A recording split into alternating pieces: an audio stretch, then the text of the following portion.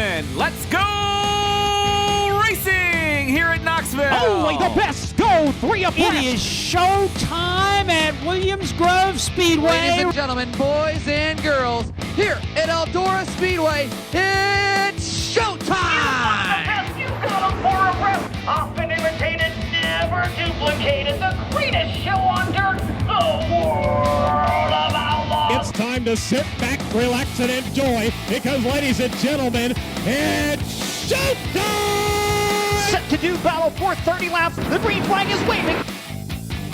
Hello again. It is Wing Nation presented by Drydene, DRF Racing, and by Hercules Tires, talking sprint car racing, our favorite time of the week, and we are so glad that you joined us. Erin, Evernham, and Steve Post, and we're going to talk to one of the true characters in the sport, Pete Walton, the longtime promoter, operator, owner, chief cook, and bottle washer of USCS.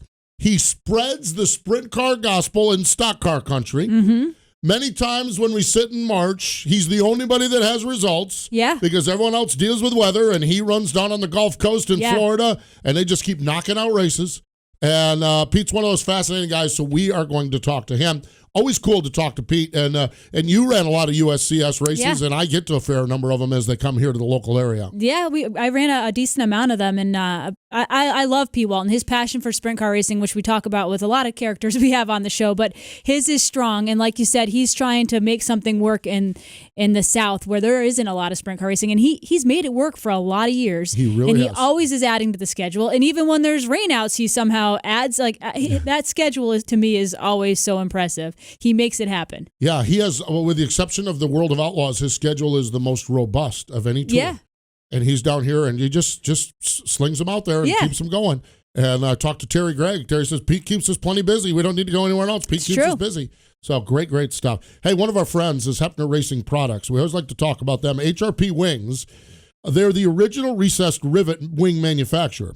And here's the thing, and talking with them, when we yuck it up a lot about, when we did the mule ride and everything, but, as much fun as we have, they are like such smart people. I mean, they use wind tunnel and track performance testing to outpace the industry in design, innovation, and functionality. So they really put a lot of energy. As passionate, as fun as they are, they're rolling up their sleeves behind the scenes and doing a lot of work as well. Oh, yeah, for sure. And it's not only sprint cars, but lightning sprints, micros, junior sprints. They make wings for everybody. And they ship across the world and can be economically ground shipped right to your door. Nice. HRPRacing.com. That's www.hrpracing.com. First-time online orders, use the promo code MRN at checkout. 10% on your order. We got a deal for you. We like deals. We love wheeling and dealing here. So speaking of wheeling and dealing, okay, this was Perth Motorplex in Australia. Okay, it was the World Series Sprint Car Grand Finale.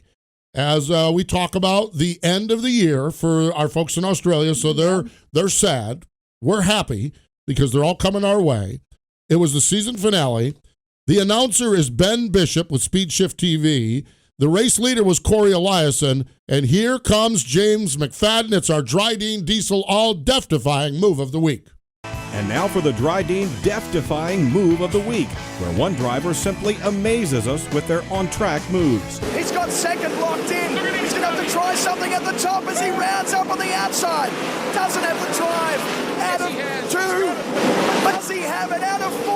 McFadden steals the win. Oh, the line. That death-defying move was brought to you by Drydene Diesel All Death, the official DEF of the World of Outlaws and wheelmen everywhere. Visit Drydene.com for more information. Drydene has the DRF racing fuel, but if you're ready to take your engine's performance to the next level in your street vehicle, why not try Drydene's full line of motor oils and lubricants. With tradition of quality and 21st century technology, Drydene's complete line of engine oils, greases, hydraulic and transmission fluids help increase life and efficiency of your engines, equipment, and machines. If you want greater performance and protection for those critical parts, go to Drydene.com or call 1-877-DRYDENE. Drydene is the official oil of the World of Outlaws. They do a great job. They really do. And I love what they've done with shark racing. Oh, my gosh, what they've done with shark racing. Dave Klinger, he's Dave Klinger's wide open. Peeps. Really, really cool. So Bobby Allen was up there over at Lincoln last weekend. Yeah. Just took the boys over there. I saw a social media picture of him taking a nap somewhere recently. Taking a nap somewhere, exactly. I love what they have with Team Drydene, that is for sure. Sage Fruit is a high-quality grower of packer and shipper of Washington State pears, apples, and cherries. Sage Fruit believes in sprint car racing, is a proud sponsor of sprint cars for the past 17 years, and a partner of Wing Nation.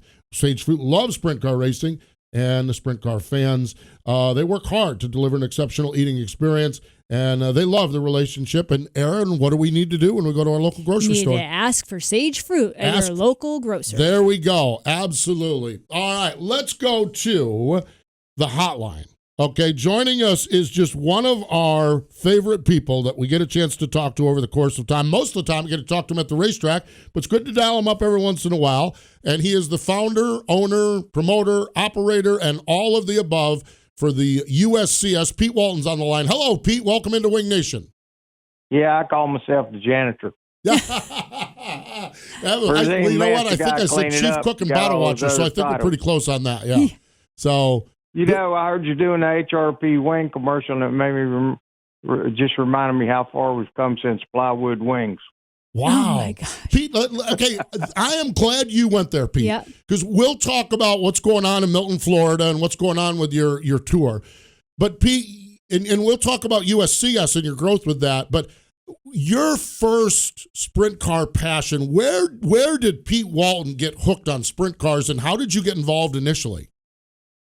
You think I ought to give away my age? Well, there we go. Just go in generalities.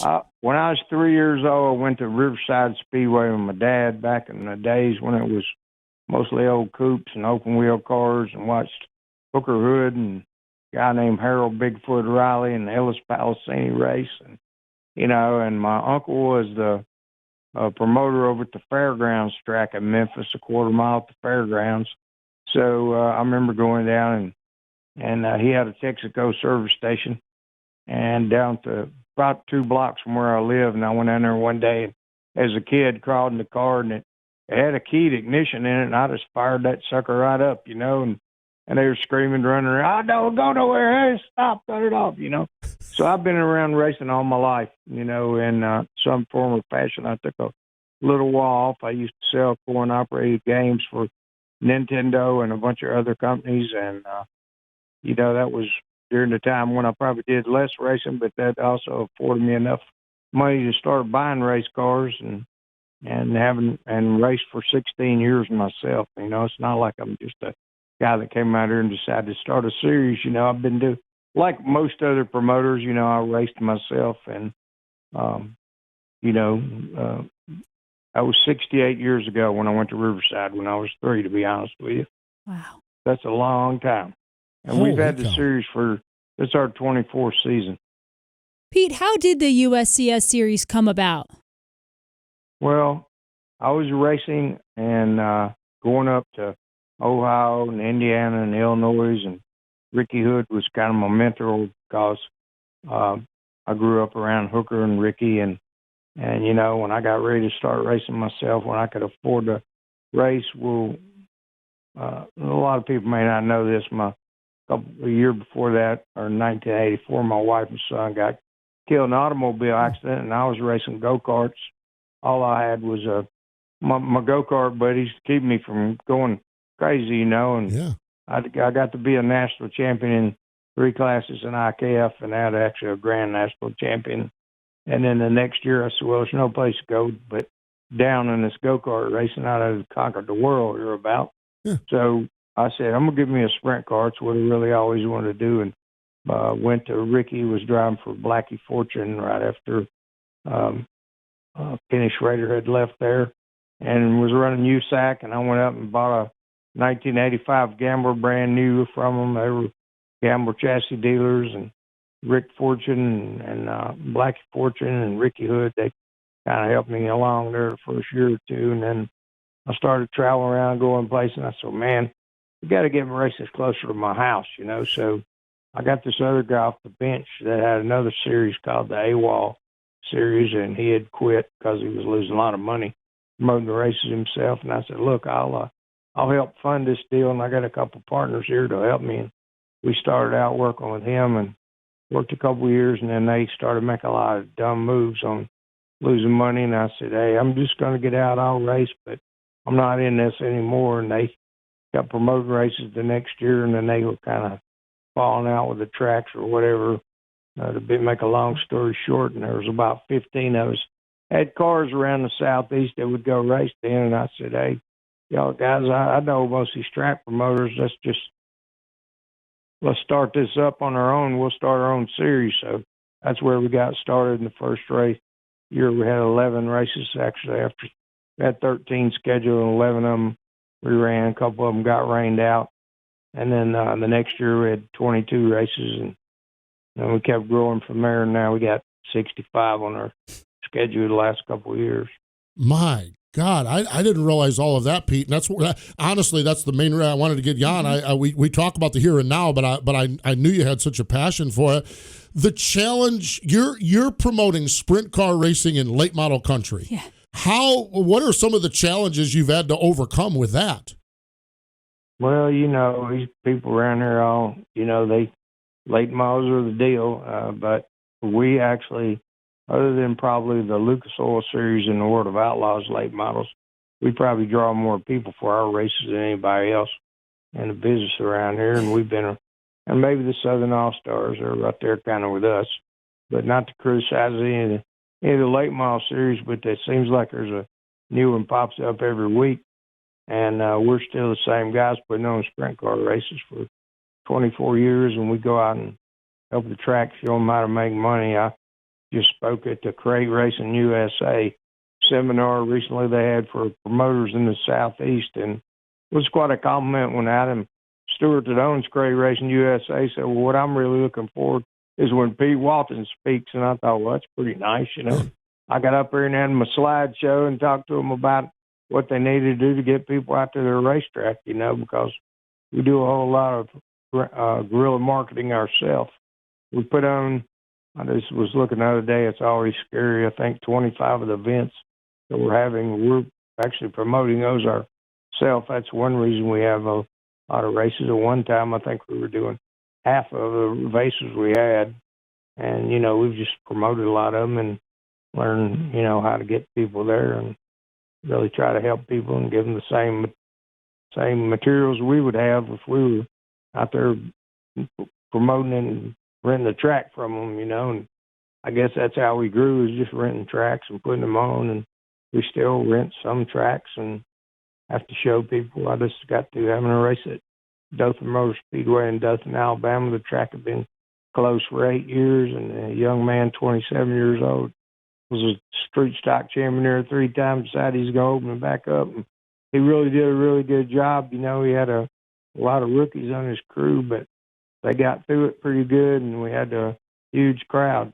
And, and it was cold, which is really kind of hard to do in South Alabama when it's cold. But we were starting off at 6:30 p.m., and I talked to him, we better back this up to 5 o'clock because it's going to get dark at 5:15 if we don't get the people out here before it gets dark. They're going to decide not to come. But we had a big problem. My guys working in the infield looked up there one time, and they said, hey, problem we're going to have is we're going to run out of seats. I said, that's the problem we're looking for. Humpy Wheeler asked me one time, what is your goal with your series? And I was telling him all about where we'd like to be on TV and all this.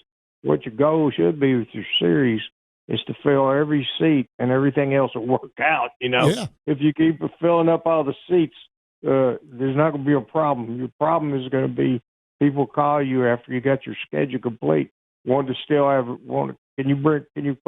we get you to come race at our track, and you have to tell them, well, we really don't have but a couple of spots left on the schedule. And It's the truth, You just, I just had Southern Raceway. They're opening back up this Saturday night, and we weren't sure if they were going to, and we had a couple of dates open we can give them, but after that, it's over with. Yep. Pete, one of the things, and Erin referenced this when we were talking about it, and I think we live in a really neat time, and you talk about guerrilla marketing, okay? In the old days, we had Speed Sport News, racing trade papers, newspapers, you had to buy radio ads quickly. Now in social media, you can move a start time ahead and get the word out. You can add a race like you have this weekend coming up and change things around. What all goes into that, and how different is that? How drastic, and how does that open up opportunities for you guys? Well, we use social media a lot, but we still go out and put out flyers and posters and send people that stuff. And what's most disappointing is sometimes you go to the track and you're in there trying to settle up with them, and you look down and there's a box of posters you sent them they didn't do anything with, And I'm not going to say many people are that way anymore. They probably wouldn't survive. But, I have had people, you look down there and say, well, I'm going to send them $200 worth of flyers, and they're just laying there on the floor, Well, how dumb can you get, But it takes a lot of work, and some people just don't really have the staff to do everything they're doing. They're like me to doing it because they start out loving it until everybody starts criticizing them on social media. But, it's really just a lot of hard work. You got to use everything. We still buy. Last week, we probably had 180 radio ads on 2 country stations and a classic rock station. You just got to do all that stuff. And, fortunately, I had to give away my trade secrets, but I had the TV. Came out there after I told them what a great event it was going to be. And guy came out on the day before the race and interviewed us and put us on the news, and just got to do it all, and if you can't do all that, it's, and sometimes you can't get the TV people out there. They're too worried about football or some baseball stadium that's drawing 300 people. But, it's really just hard work. Very tiring sometimes. And we drive home from races a lot of times all night, 4, 5, 6 hours, just because we don't want to stay anymore, We've had enough for the weekend, but wears us down. But we got to do it again the next week. Pete, it also can't pay our bills. Yep. It can't hurt the series that you have some of the some support from some of the best sprint car races. I mean, racers, you've had Kenny Adams that supported and won championships for years. Terry Gray, obviously, who's still the man. But you also have people like Tony Stewart, who, whenever they can, they fit a USCS race into their schedule, or Mark Smith. I mean, you have support for some. Erin Crocker even raced with me one time. That's right. Yeah, my last race. You should have seen the finish of that race. Last time I raced a sprint car, I did it all, right, Pete? That was the last time she raced a sprint car, and she decided she was going to lap her husband. And Ray Evernham right at the checkered flag, and it didn't end so well, did it? No, I won the race. I mean, so it depends. Yeah, she won the race, and she had to walk to victory lane because the car was down there over the first turn fence at Carolina Speedway. Hey, that story and that race of yours has been the topic of a lot of social media, speaking events with Ray and I. I mean, it's gotten a lot of leverage for some USCS racing. That was when Morgan Turpin started to kind of come into her own. Yep. You chased her around her all night. She thought she had that race won. You won it. I did. She's sure been a star for us.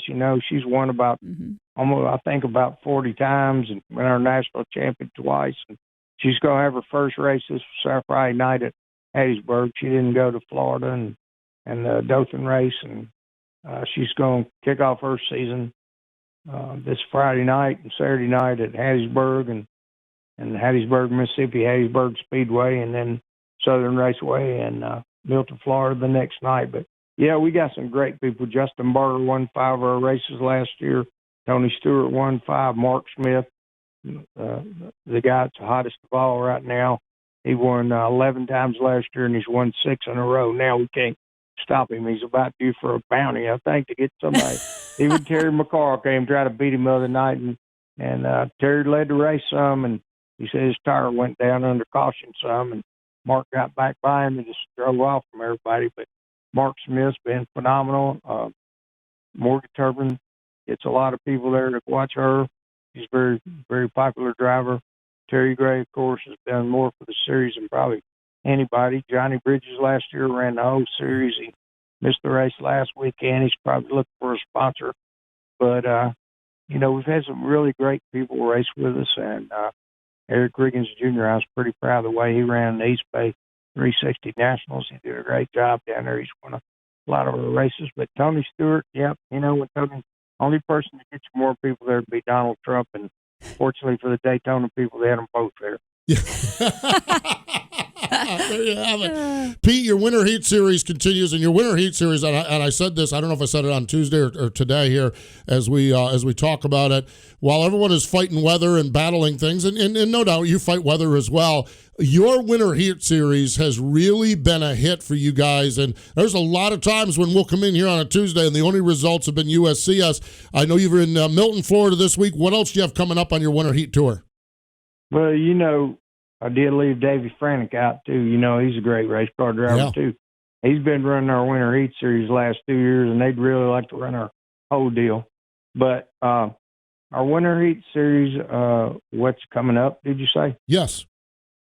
Okay, well, this weekend we got Hattiesburg and Southern Raceway, I just mentioned, and then the following weekend we go to Chatham, Louisiana, one of my favorite tracks because the people over there, Jerry Hobson and his wife, Kathy Hobson, they're the nicest people in the world. And they had the biggest crowd they ever had when we were there last fall. Tony Stewart raced sprint cars. We had 30 cars, and Billy Moore was there driving a late model in the 5,000 to win late model race, all in one night for a race called the Spooky 50. And it was a 50-lap late model race, and us for 2 solid nights running shows. And just a great place to go. That's where we go the 6th and 7th of March. And then the following weekend, we finish up Winter Heat on the 13th and 14th at North Alabama Speedway. That'll be the first 2-night show we've ever had there. But, we never know when Stewart's going to show up. He's been a little he's had some crew chief changes and hasn't been out racing a lot yet, but we're hoping he comes back and runs some of this Winter Heat stuff. For sure. Pete, I'm telling you, it's always a pleasure. I'm kind of glad we got some of those older stories. We chat all the time about the here and now when we get together, but really enjoy your passion for the sport and your history of the sport. Folks can follow along USCS, the website, social media. You're very, very aggressive on social media, Facebook particularly. You do a really good job with it, and we wish you the best, and we'll get a chance to catch up with you when we roll through the Carolinas, but thanks for the time and continued success. We'll be in the Carolinas on the 3rd and 4th of April at Carolina Speedway on the 3rd on a Friday night, and Saturday night we're at Cherokee Speedway. We're actually going to Cherokee 3 times this year. So nice. Boy, that is the track your mama warned you about. That is late model country, preaching the sprint car gospel. Thanks again, Pete. We look forward to chatting with you soon. Yes, sir. Wish we had an hour. But, I do too. I do too. We can certainly fill it up and do it. But talk about the rest of it. There we go. All right, Steve. Thank you. Bye-bye. Thanks, Thank Pete. you. There we go. I don't know if I mentioned this at the top of the show, but did I mention character? I love his passion. Me too. He is, and slinging flyers. I mean, how many promoters do that now? But how many promoters put more people into racetracks? I mean, it's still it's the old and the new. I was just gonna say that it's the old style Humpy Wheeler promoting, but he's moved and he's evolved and he's trained. Like he's gets social media. He's just done such a great job with that series. Yeah, you go to a weekend and like Thursday, Terry Gray's at the Walmart hanging out, handing out some passes and handing out flyers, and Pete just works hard. And I've been to a number of the races, and I love them, and I can't wait when they roll through the Carolinas again. I love the racers that race with them. I love Pete and his family. I didn't get a chance. Well, we would not ever wrap this up if I'd have mentioned his role as grandfather. Oh no! We would have been we would have ran. Used to be we had tape on these things. Yeah. Now we're all digital electronic. We'd have ran out of digital electronic components. Oh yeah! If we got him talking about his grandkid, he is grandfather extraordinaire. Yeah, exactly. He really is. So I'm glad we had a chance to talk and share a little bit of Pete's passion with you as one of those guys that is preaching the sprint car gospel here in late model country. We talk about different appearances. Greg Wilson, if you're watching this and listening to this on Thursday morning, drop everything and you're at Hattiesburg, Mississippi. He's at Tire Tracks midday here today. Look at that. Yeah, how about that? And representing Hercules Tires, because citywide to countryside, whatever you drive, wherever you go, Hercules Tires has the value, selection, and industry-leading warranty to get you there no matter where the road takes you. Go to HerculesTires.com. There you can find the nearest authorized Hercules retail location to you. Plus, you can use the tire tracker to find out which Hercules tire fits your vehicle best. That's HerculesTires.com. Hercules Tires, ride on our strength. Time to look at the National Sprint Car Hall of Fame birthday calendar. Earlier this week, one of our favorites, Steve Beitler, Frank Riddle, Rob Russo, Gus Schaefer, Glenn Fitzgerald, Albert Babe Stapp. Coming up, Mario Andretti is a leap year baby. I did know that. Did you know that? Yes. Yeah. He is a leap year baby, so he actually has a birthday this year. No, that's why he looks so young. That's exactly right. Yeah. He only gets 1 out of 4 for the rest of us. Taylor Pappy-Well, today would have been the birthday of 1991 inductee into the Sprint Car Hall of Fame, Ted Horn. Born in 1910 in Cincinnati, as did a lot of drivers, passed away after a crash in DuQuoin in 1948. Now listen to this. He was born in Cincinnati, but the family moved around. He found himself in Southern California. He was working for the LA Times. He's on his way bombing around the streets, and he got a speeding ticket. The cop said, here's what I want you to do to get the speed out of your system. Go out to San Jose Raceway, where they had more cars than drivers. Get you a ride, get the speed out of your system. When you're done racing at San Jose, you can get your car out of impound. Now that's a nice police officer. That's a nice police officer because it spawned a career. Now, while he struggled and actually had a major crash in his early days, he got the hang of it as he rolled on. 9 straight Indy 500 top 4 finishes, some of them before the war, some of them after That's war. Amazing. And the AAA national champion, the American Auto Club in 1946, 47, and 48. Ted Horn, his legacy in life is on display at the National Sprint Car Hall of Fame and Museum. And what I'm excited about is coming up this year, they have the Salute to Champion Greg Hodnett. Yeah. In that's going to be a great display. I don't know that I'm going to be able to handle that one. Yeah. I mean, they've had all of these salutes, and it's great. Wolfgang and AJ Foyt and Jeff Gordon and Tony Stewart. And some are with us, and they're all with us and everything else. But Brian Clausen, that one was your tough one. I knew Brian a little bit. I didn't know him like you did. Hodnett's going to be a little tougher one for me to walk in there and be all happy and everything like that because I just think it's really neat that they're saluting Greg and they've gathered a great collection of his cars and apparel and trophies. It's going to be a great display. 8 of Greg's cars, videos, memorabilia, some of Greg's engineering developments for sprint cars. Yep. And that goes on May 1st to October 31st. You can find out more at sprintcarhof.com. That's www.sprintcarhof.com. We talked a lot about this on Tuesday on our show. This weekend, Lucas Oil ASCS National Tour is at Canyon Raceway Park. It's the Canyon Raceway Park Meltdown. I like that name, the Meltdown. Yeah, except for it's in Phoenix. Do they have meltdowns in Phoenix? Do they need meltdowns in Phoenix? No, they might. It gets a little toasty there. Yes. So, well, there you go. Meltdown, the heat thing. I was thinking of snow and ice melt. No, you're right. The heat. Yes. Oh, that's why we keep you around here, Crocker. You're the one that makes sense of all of this mess, and it goes on between these two ears. This is going to be an exciting year for the ASCS. Okay. Gone is Sam Hafertepe, who's been the dominant driver the last 4 years. Staying, Blake Hahn, Roger Crockett, Matt Covington, Scott Boguski, Harley White, and a whole host of others. And then this one is going to be great because there's some invaders coming in for this weekend. Some strong Seth Bergman, invaders. Yep. Thomas Kennedy, Mitchell Facento. We just found out that Gio Scelzi on Tuesday, he's going down to race it. So it is going to be epic down there in the desert. It's the Canyon Raceway Park Meltdown Friday and Saturday nights. Get there. If you can't get there, RacingBoys.com. Lincoln Speedway's back at it, and as Pete mentioned, USCS is busy as well with their racing season and their winter heat season. If you're ready to take your engine's performance, no, I already read that one. Yep. Let me do this one. Drydene's new DRF racing oils. Yes, exactly. Proven on the track with drivers and cars celebrating in victory lane, and now they are ready for your racing engines. DRF engineered exclusively for high-performance horsepower racing engines that require maximum performance against the toughest competition. You want that same winning performance and engine protection? Go to drfracing.com and start using DRF in your next race. DRF's racing oil, the official racing oil of the World of Outlaws. And with that, I think we're set. Yeah. I think we're good to go. I think we're ready for another somewhat tame race weekend. I'm headed to California. You never know who you're going to run into.